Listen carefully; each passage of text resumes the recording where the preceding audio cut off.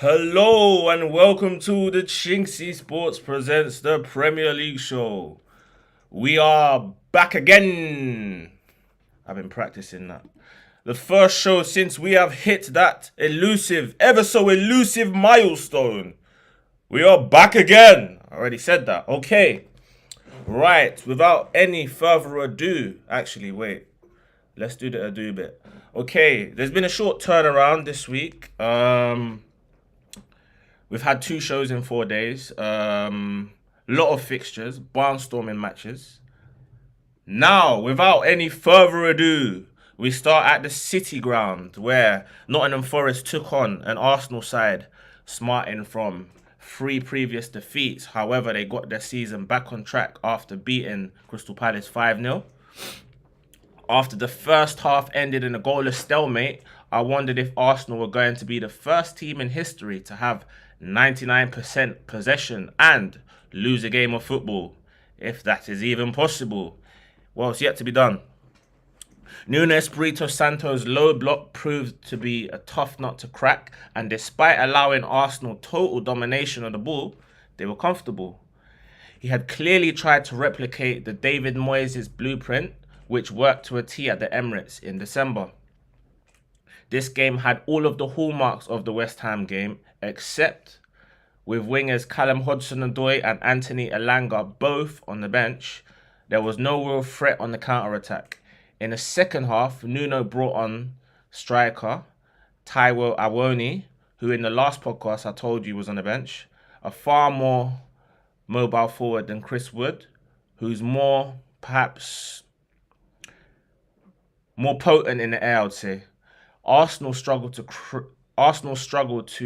create chances, and they continued to try and break down the Forest rearguard. But as Forest became slightly more ambitious, small cracks began to appear, which allowed the Gunners to get in behind more and more frequently. Gabriel Jesus hit the post from close range after great work from Bukayo Saka and Martin Odegaard. The Brazilian did extremely well to hold his run and stay on side, but perhaps took a touch more than was necessary.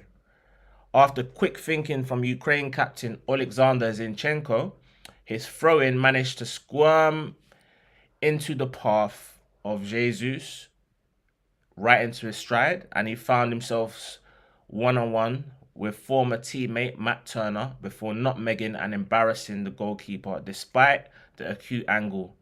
Turner is one of four former Arsenal goalkeepers playing for other clubs in the Premier League. Emi Martinez, Lucas Fabianski, Matt Turner and Bernd Leno. 4 out of 20 is quite a lot. The question is, will Aaron Ramsdale be the next? He'll be sweating over his future now, talking about Matt Turner that is. Matt Turner will be sweating over his future now, considering his manager Nuno Espirito Santo actually used to be a goalkeeper and didn't look best pleased with the concession of that goal. They've also just signed Belgian number 1 Matt Sells from Strasbourg. Well, number 1 whilst Courtois is injured. That goal was very important for Arsenal as it meant that Forest had to open up and take more risks, especially when former Chelsea winger Callum Hudson-Odoi came on as a sub. Arsenal bearing down on goal. Arsenal's second goal came from a counter-attack when Gonzalo Montiel's poor pass was cut out by Arsenal captain Martin Odegaard, who fed Gabriel Jesus, with Arsenal bearing down on goal in a 4v2. Jesus' pass to Bukayo Saka was the perfect weight and timing for the winger, who did well to compose himself and hit a right-footed shot beyond Matt Turner. Half-time substitute Taiwo Awoni, back from injury, managed to get himself on a score sheet and make a game out of it after a long hopeful ball was headed into the Nigerian's path before out-muscling William Saliba and slotting it beyond David Raya. Post-match, the forward faced accusations of being overweight, but in classic Adel Tarab style, took to the internet to show off what looked like a muscular physique. Check the video on the channel. Just type in Taiwo Awoni, Chinksey, should come up. Okay, so Arsenal edged out Nottingham Forest after 3 consecutive away defeats to said side. And at that stage, they were only 2 points behind league leaders Liverpool. Luton Town against Brighton Hove Albion ended 4-0 to Luton. Luton came out all guns blazing. Brighton didn't know what had hit them as they'd found themselves 2 goals down in just 3 minutes and facing an almost insurmountable uphill task after goals from Elijah Adebayo and Chiedozie Ogbene. The latter scored after superb through ball from on-loan Arsenal midfielder Albert Boyo Sambi Lokonga.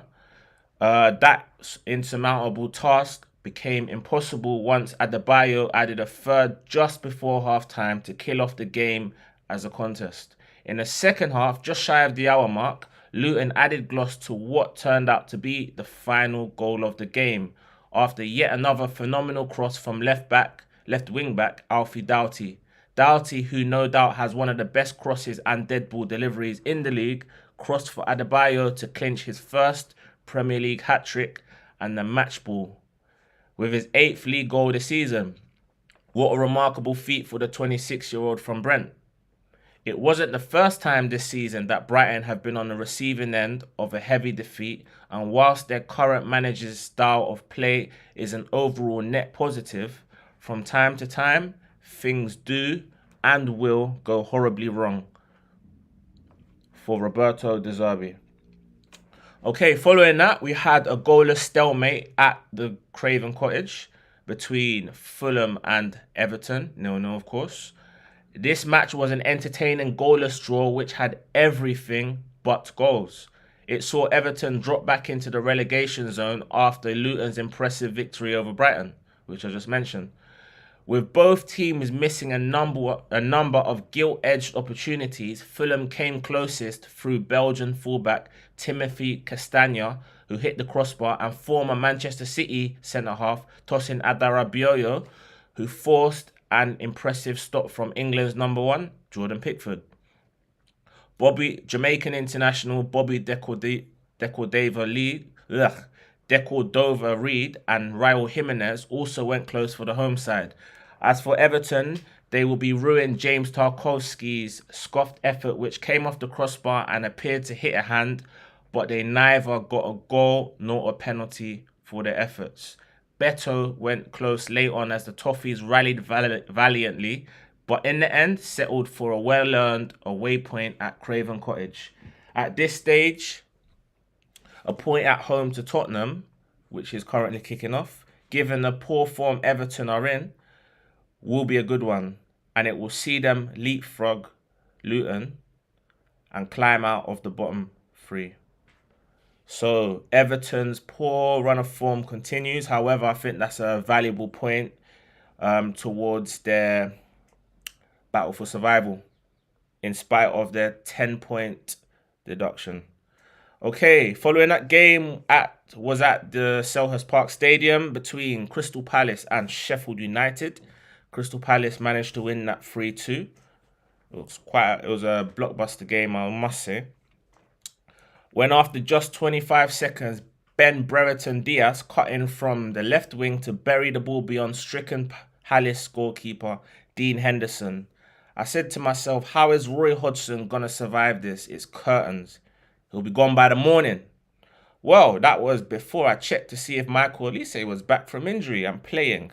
And he was. Last season, he and Eze linked up for so many goals, mostly Olise providing assists to Eze. Palace's first goal was no different. The Frenchman's cross from the right wing was met with a deft, acrobatic volley from the former QPR magician. Definitely a goal of the month contender. Impressive on-loan Manchester City winger James McAtee put Sheffield United back ahead against the run of play, scoring with only their second shot on target. A deflective shot off Tyreek Mitchell found its way into the back of the net. Palace then equalised for the second time after Olise played a simple pass to Ebere Eze, who jinked and shimmied the ball onto his left foot before sweetly striking a shot which landed into the top corner. Well, almost. Michael Olise, not to be outdone by his counterpart, then scored the winning goal with an exquisitely delightful strike with his left instep, caressing it with delicate poise and technique, something both Vincent van Gogh and Roger Federer would have been proud of. A huge worry for Palace would be that they need to rely on Olise and Eze to play out of their skin to win a game of football at home against a rock bottom Sheffield United. Put it this way, I'll be very surprised if either of these footballers are still at Crystal Palace next season. They won't. Okay, following that was the shock of the day for me, probably the week actually, was at Villa Park between Aston Villa and Newcastle United. It ended 3-1 to the wayside Newcastle. Newcastle's 32-year-old Swiss centre-back Fabian Schär bagged the brace as the Magpies completed the league double over Unai Emery's Aston Villa with an aggregate score of 8-2. Schär, whose first goal was a volley from a corner, grabbed his second with a tap-in following an exquisite Anthony Gordon strike which hit the crossbar. Gordon, who was a constant thorn in Aston Villa's bush, was excellent, as he has been for the vast majority of the season. I'll be absolutely stunned if he's not named in next month's England squad to face Brazil and Belgium ahead of the Euros. Chelsea's Cole Palmer will definitely be on the plane, barring injury, so I think it's a straight shootout between Gordon, Rashford and Sterling. At 2 down, Villa harboured slim hopes of clawing their way back into the game, but once Jacob Murphy bundled the ball in off Villa fullback Alex Moreno, the game was over. Even in spite of a late consolation goal from Ollie Watkins, who should also be in the England squad for me as Harry Kane's deputy. I think it's going to be Watkins, Kane and Tony that go as England's free strikers. Okay, following that was the game on Wednesday between Tottenham Hotspur and Brentford. Ended 3-2 to Tottenham. This game descended into a farce with none other than Neil Maupay at the centre of the storm. The controversial French striker infuriated Brennan Johnson and James Maddison as he replicated the latter's trademark dart celebration after opening the scoring for the Bees. Probably went a little bit too early with that one. You probably want to be doing that late on in the game, not when Tottenham have an hour's worth of football to try and win. Ivan Toney perhaps could have squared it to Maupay in hindsight, but after the England international strike was parried into Maupay's path by Guillermo Vicario, the Tottenham keeper, he couldn't exactly miss. Brentford caught Tottenham cold in a counter-attack as the home side was sleepwalking towards a defeat. I'm sure that Ange Postecoglou gave the Spurs players the hairdryer treatment they needed at half-time. Off came Oliver Skipp and Rodrigo Bentancur, and on came Brennan Johnson and Pierre-Emile Højbjerg. A bold attacking substitution which saw James Maddison and Dejan Kulusevski operating as double eights, with Johnson and Timo Werner's electric pace out wide to support Richarlison up front. Changed the game. And within minutes, Spurs drew level through their 21-year-old Italian fullback, Destiny Udogie. The youngster, who has been a revelation this season, picks up dangerous attacking positions which often sees him alongside the Tottenham forwards, and he's often the highest player in the Tottenham team as a left back.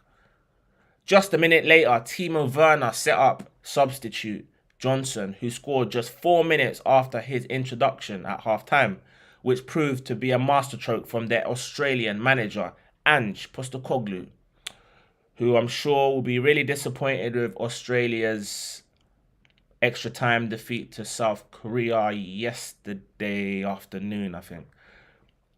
Goals from Richarlison and Ivan Toney, who now has 2 goals in 2 games since his return, meant the game ended 3-2 to Tottenham Hotspur. The result suggests that it was a close encounter, but in truth, Spurs were by far the better side on the day and fully deserved their win. Post-match, James Maddison continued his feud with Neil Maupay by claiming He hasn't scored enough goals of his own over the last few years to have his own celebration. The Frenchman later responded on Instagram by saying he has more goals and less relegations in his career than Maddison. Okay, so furthermore, on Thursday was the fixture between Manchester City and Burnley, which ended 3-1 to the Citizens. Birthday boy Julian Alvarez bagged himself a brilliant brace against Burnley as Manchester City raced into a 2-goal lead at half-time. Kevin De Bruyne's assist for the Argentine second took him above Wayne Rooney and into third position with 404 in the all-time Premier League assist chart, now trailing only Cesc Fabregas and Ryan Giggs. Probably gonna run into next season before he overtakes Fabregas, I think, who's got 111. Unless he can get 8 assists between now and the end of the season. But for me, I think he'll probably do it August, September kind of time. But you never know. City's third goal from Rodri was a trademark edge-of-the-box daisy cutter, which came just after half-time and killed off the game as a contest. Summer signing from Wolves, Matheus Nunes, who has found game time hard to come by this season, looked bright throughout and probably played his best match since joining the club. City, instead of going full hammer and tongs for more goals, acknowledged that they have a much more difficult and potentially grueling task on Monday at Brentford, took their foot off the gas for the rest of the second half. Erling Haaland made his much-anticipated return after a 2-month injury layoff, played around 30 minutes. Amin Al-Dakil's injury time consolation for Burnley after great work from Chelsea loanee David Datro Fofana meant that the game ended 3-1. Okay, the big game of midweek, I'd say, was at Anfield between Liverpool and Chelsea. It ended 4-1 to Liverpool. Chelsea could only withstand what was an onslaught from Liverpool for 20 minutes. Before Liverpool's informed Portuguese star, Diogo Jota bundled his way between Benoit Badiashile and Thiago Silva to open the scoring. Liverpool youngster Conor Bradley, who's actually from Northern Ireland, was unlucky not to score against Bournemouth and Norwich, doubled the lead with a clinical bottom corner strike in what was his first senior goal for the club, and I'm sure it will be the first of many. Since coming on as a substitute against Arsenal last month, the 20-year-old wonder kid has started 5 consecutive games, and with Trent Alexander-Arnold and Andy Robertson now back to full fitness, the question is, will he start against Arsenal? If I'm honest with you, if I was Liverpool manager, I would start him. So the next question is, what do you do with Trent? The answer to that is, I'm not Liverpool manager. After Diogo Jota went down in what looked like a soft challenge, referee Thomas Bramall awarded Liverpool a penalty. Uruguay forward Darwin Núñez, who many deem to be a chaos baller, passed up the opportunity to get himself on the score sheet by hitting the post, something he contrived to do on 4 different occasions, setting a new Premier League record in the process. When Conor Bradley outpaced Benoit Badiashile, now playing at left fullback, to cross for Dom Szoboszlai to head home, the match was over at 3-0. 2 further goals from half-time substitute Christopher Nkunku, who came on after Pochettino's experiment in playing Cole Palmer as a false number 9, failed miserably. And Luis Diaz saw the game end 4-1 to the Reds, emphatically answering any questions posed to them by Arsenal and Manchester City. These 2 sides have to meet again in a Carabao Cup final later on in this month. I think it's the 25th of February. The Reds, who have been indiscriminate in their destruction of their opponents recently, and with the way they've been scoring goals at will and winning games off football, their march towards an unprecedented unofficial quadruple, because it wouldn't be the official quadruple because that would include the Champions League, continues to gather momentum. So I guess for them it's roll on Arsenal tomorrow. Okay, so this would be Thursday's fixtures, the first of two, between West Ham United and Bournemouth, ended one apiece. Just 3 minutes into his home debut for West Ham, Calvin Phillips' horror pass allowed Dom Solanke to bag his 13th Premier League goal and 15th of the season, leaving him just one goal behind Erling Haaland and Mo Salah, who both have 14 goals apiece.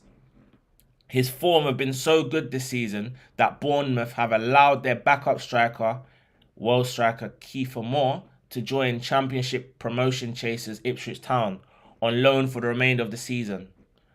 The Hammers were played off the park in the first half and were fortunate not to have found themselves 2 or 3 goals down at the break. Mohamed Kudus, who like compatriot Antoine Semenyo was back from international duty for Ghana, showed great trickery to win his side a penalty, which was coolly slotted away by summer signing James Ward-Prowse, who netted his 5th goal of the season. West Ham, though, remain 6th despite their poor run of form, which has seen them winless in their last 5 occasions since beating Arsenal. Going into Sunday's match against 7th place Manchester United at Old Trafford. Well, speaking of Manchester United, they took on Wolverhampton Wanderers at Molineux and, well, you could say it was the game of the week. Game of midweek. Well, it was the game of midweek. Ended 4-3 to United. Marcus Rashford making a return to the starting lineup after his off-field indiscretions needed only 5 minutes to get himself on the score sheet. After a Rasmus Højlund layoff, the England forward strike had far too much vim for Wolves stopper Jose Sarr. Højlund then got on a score sheet to make it 2-0 with a scrappy finish after the Dane bundled home Luke Shaw's cross. Wolves, though, lacking the hunger and were being outfought and outplayed as Manchester United coasted into the break 2-0. That remained the case until Pablo Sarabia converted what was a soft penalty award to halve the deficit to 2-1. Minutes later, substitute Scott McTominay got what seemingly was the winner to make it 3-1 just 2 minutes after his introduction to the game. Wolves showed great resolve and character late on as Max Kilman and Pedro Neto levelled the scoreline deep into added time, in the 95th minute to be precise. With the game poised at 3-3, it was left for 18-year-old Kobe Boateng Mainu, who showed great skill and poise to weave his way through the Wolves' defence and grab his first Premier League goal for the club with a dramatic 97th minute winner. So that was a vital win for Manchester United, who you could argue are still just in the hunt for the top 4. However, they know that if they beat West Ham tomorrow, they will usurp them into 6th position in the league table. Okay, right, so that was this week's fixtures.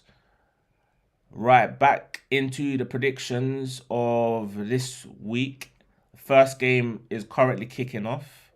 I managed to get 7 correct results out of 10 last week, with Newcastle beating Aston Villa 3-1 at Villa Park and Luton Town beating Brighton 4-0, needing the assistance of a clairvoyant. No one could have seen that coming. The other incorrect result you could argue was Manchester United beating Wolves. I went for Wolves to win that. But it's perhaps fair that they went into the game. Manchester United probably went into that game as slight favourites. But I felt that with Wolves' recent home form and, their recent form, I think they was unbeaten in 10. They had home advantage and their recent performances were good. I went for them to edge it, but I was wrong on that. So I was wrong out of 10, I was wrong in 3 games and right on 7. Anyway, so the first game, which is the one currently kicking off, I believe it will be in the second half now. It's between Everton and Tottenham. Everton are winless in their last 6 games against Spurs, which has included 3 draws, all at Goodison Park, and 3 defeats, all at Tottenham. They're winless in their last 5 games in all competition. No, 5 league games, and scoreless in their last 3. So the omens don't look good for Sean Dyche's men going into this fixture. On the other hand, Spurs have lost just once in the last 7 games and will be looking to go level on points with Arsenal and Manchester City with a win. And I think they'll come out on top of this spirited Everton side and win it 2-1. For all I know, it could be 4-0. I've got no idea what the score is. Right. Second game is between Brighton and Crystal Palace at 3 o'clock. The so-called M24 derby, which sees Brighton pitted up against arch enemies Crystal Palace. Brighton's perilous performance against Luton has seen them drop to 9th. And an alarming stat of Brighton is that they've won just 3 times in 16 league games, although most of them have been draws.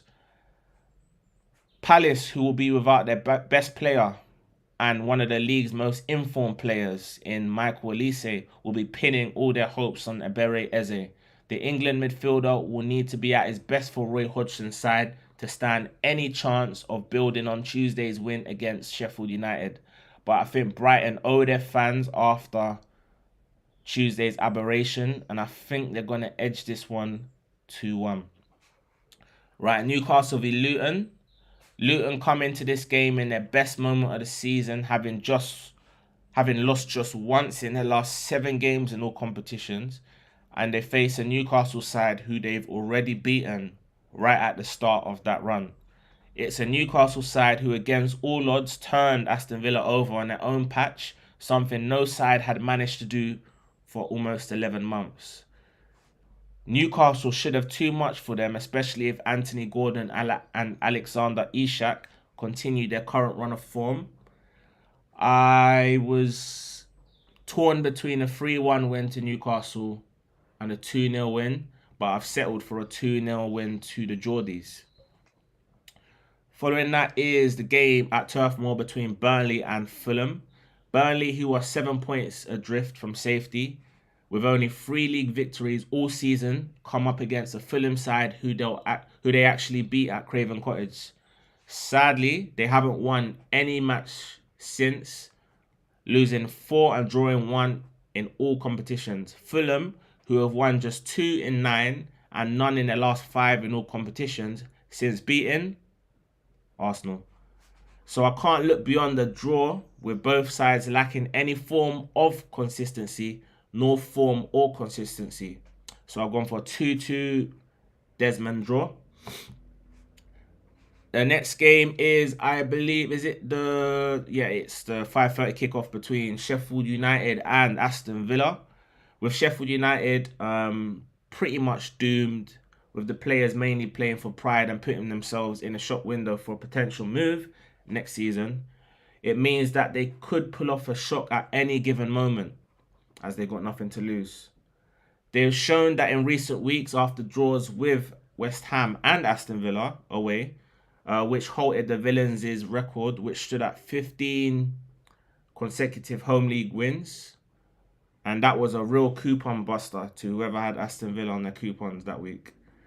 It will be another shock if Villa weren't to prevail and walk away with the spoils, but I expect Unai Emery's side to pick up all 3 points with a comfortable 3-1 away win. So Aston Villa to beat Sheffield United. Right, tomorrow's game between Manchester United and West Ham. I believe it's a 2 o'clock kickoff. Manchester United have had a dramatic and eventful past week, starting with Marcus Rashford's off-field shenanigans, if you like, and culminating with last gasp victories over Newport County and Wolves. Whether or not that will be seen as a turning point will be determined by their result here. If they can string up a run of victories starting with West Ham, followed by tough trips to Aston Villa and Luton, then faint hopes of sneaking into the top 4 may start to grow. They come up against a West Ham side struggling for confidence of recent though. Having said that, West Ham have already beaten United 2-0 at the London Stadium this season. I initially thought that this would be a draw, but I can't see West Ham getting any form of result in this one, given their poor form. So I'm going for a 2-1 win for Manchester United. Chelsea against Wolves. Both sides are coming into this game after their respective good runs of form came to an abrupt halt. Chelsea were blown out the water by Liverpool on Wednesday night, whereas Wolves, despite playing badly, came back from the dead after trailing 3-1, only to level the game up at 3-3 before Kobe Mino's late winner meant they lost 4-3. I think that this one will be a tight affair with both managers going back to basics. Wolves have already beaten Chelsea earlier on in the season, but with the home advantage and the home crowd behind them at Stamford Bridge, in what has somewhat been a fortress for Pochettino's side, I think that they're going to edge this one 1-0 and probably through a Cole Palmer penalty. Okay, this one, I'm actually intrigued by this one. I think it's going to be an exciting game. Bournemouth and Nottingham Forest. I think this makes for an exciting game, which is going to have loads of goals in it.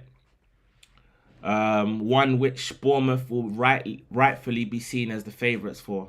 The only sides to have beaten Bournemouth in all competitions since late October are Liverpool twice, Manchester City and Tottenham. That's a run spanning 15 games in which they have won an impressive 9. So you could argue that Bournemouth have been winning their games against the so-called also-rans, mid-table sides and below.